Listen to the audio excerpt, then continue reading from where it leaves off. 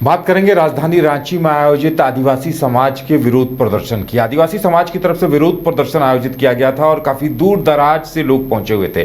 खासकर महिलाएं और युवतियां काफी संख्या में आई थीं, बुजुर्ग भी काफी संख्या में शामिल थे और कुर्मी जो एसटी सूची में शामिल किए जाने की मांग कर रहे हैं उसको लेकर जोरदार विरोध दर्ज कराया गया। करिश्मा, देखिए, जब ये प्रदर्शन शुरू हुआ तो हम एक दिन पहले चर्चा कर रहे थे कि आदिवासी समाज अब दो फाड़ होता हुआ दिखाई दे रहा है।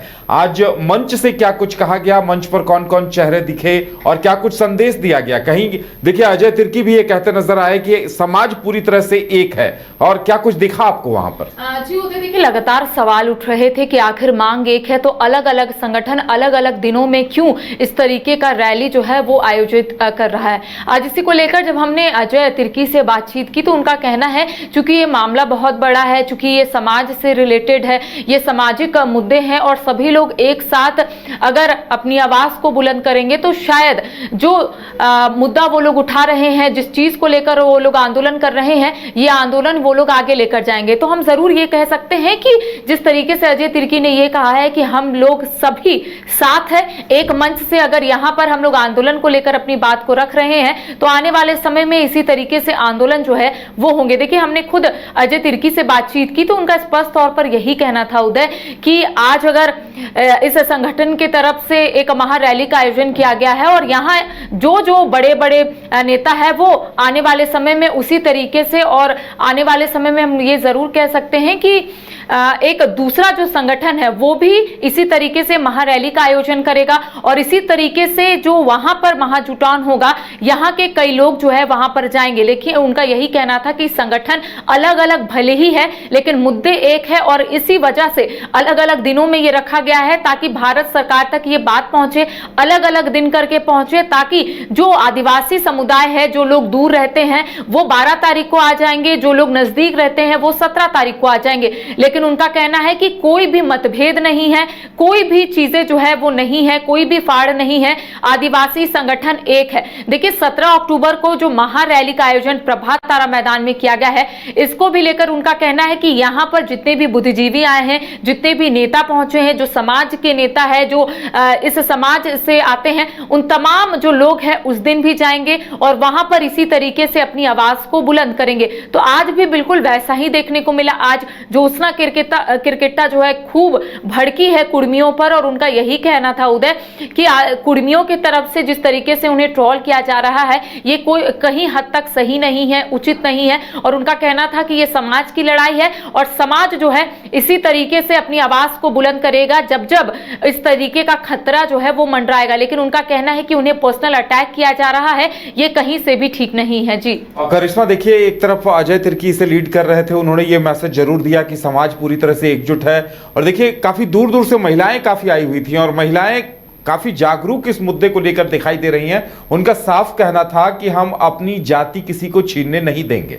जी देखिए, जाहिर तौर पर जितनी भी आदिवासी महिला है उनका कहना है कि आदिवासी कोई बनता नहीं है, वो पैदा लेते हैं और यही वजह है कि जो महिलाएं हैं वो बढ़ चढ़कर हिस्सा ली थी। और उनका कहना था कि जब उनकी जमीन लूटी जा रही थी तब वो लोग शांत थी, जब उन लोगों के खिलाफ FIR दर्ज हो रहा था तब वो लोग शांत थी। लेकिन उनका कहना है कि अब हमारे जाति और धर्म पर संकट मंडरा रहा है जिस वजह से अब वो लोग सड़कों पर उतरी है। उनका कहना था कि अब ये लोग ST की सूची में शामिल होना चाहते हैं। पहले यही लोग हैं जो आदिवासियों के ऊपर अभद्र टिप्पणियां करते थे, अभद्र भाषा का प्रयोग करते थे और अब यही लोगों को ST की सूची में शामिल होना है। देखिए, एक और आरोप जो है लगातार कुर्मी समुदाय की तरफ से उठाई जा रही है कि जो TRI का रिपोर्ट है वो पूरे तरीके से गलत है। तो ऐसे में लगातार आदिवासी नेताओं का कहना है कि ये लोग TRI को भी झुठला रहे हैं, ये लोग जो मांग कर रहे हैं क्या इन लोगों को ऐसा लगता है कि यही लोग सही है? तो हम जरूर कह सकते हैं कि अब कई मुद्दों को लेकर कुर्मी जो है वो आदिवासियों पर कहीं ना कहीं आरोप लगा रहा है। तो वहीं दूसरी ओर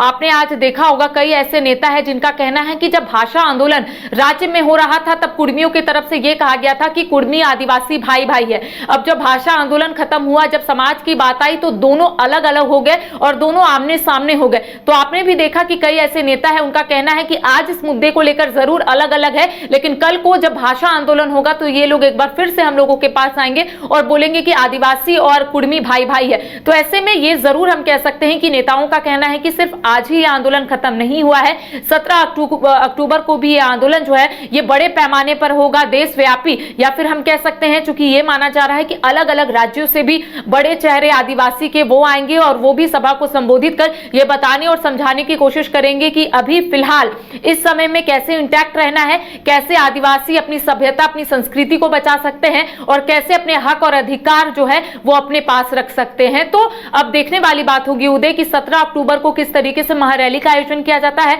उसमें कौन रहते हैं, क्या आज जितने बुद्धिजीवी या फिर जितने नेता है वो आज इस मंच से, जिस तरीके से उन्होंने कहा है कि सिर्फ ये मंच नहीं बल्कि 17 अक्टूबर को भी जो कार्यक्रम का आयोजन किया गया उसमें भी ये लोग शिरकत करेंगे। तो देखने वाली बात होगी कि कुर्मियों की तरफ से जो मांग रखी जा रही है इसको लेकर आदिवासियों की तरफ से आने वाले समय में किस तरीके से रणनीति जो है वो बनाई जाती है। जी चलिए, तो आदिवासी समाज ने ये संदेश देने का प्रयास किया है कि आदिवासी समाज एकजुटता के साथ कुर्मियों की इस मांग का विरोध कर रहा है। एक गुट ने आज प्रदर्शन किया है, अब 17 तारीख को एक दूसरे गुट का प्रदर्शन होना है, एक बड़ी रैली होनी है। देखने वाली बात यह होगी कि इसका असर क्या होता है, इसकी प्रतिक्रिया किस तरह से सामने आती है। शहर की भीड़ से बोर हो गए हो तो चलिए आज नए वाइब में आपको लेके चलते हैं, जिसका नाम है वैदिक विलेज। एम्स पटना से 10 मिनट की दूरी पर नौबतपुर में स्थित ये सोसाइटी सिर्फ आपके लिए है। यहाँ पे मेन रोड 30 फीट की है, रिंग रोड 24 फीट की है और ब्रांच रोड 20 फीट की है। यहाँ मिलेगा आपको स्विमिंग पूल, जॉगिंग ट्रैक, मंदिर और 24/7 सिक्योरिटी कैमरा जैसी बेसिक एमिनिटीज। शांति और सुकून से भरा प्लॉट चाहिए तो सोचना बंद करो, अभी कॉल करो नीचे दिए हुए नंबर पे। घर रहने का मकान भर नहीं, ये खुशियों की तिजोरी है। दरवाजे पर दस्तक देता पड़ोस, खिड़कियों से उमड़ आता आसमां, तारों में उलझी ऐसी ना जाने कितनी दास्तां। कहती हैं चले डायमंड सिटी, एक सफर हम सफर के साथ अपने घर तक। Diamond city, life long bonding, 500 से ज्यादा खुशहाल डायमंड परिवार। जल्दी करें, सिर्फ 200 फ्लैट बाकी। आज ही बुक करें अपना आशियाना।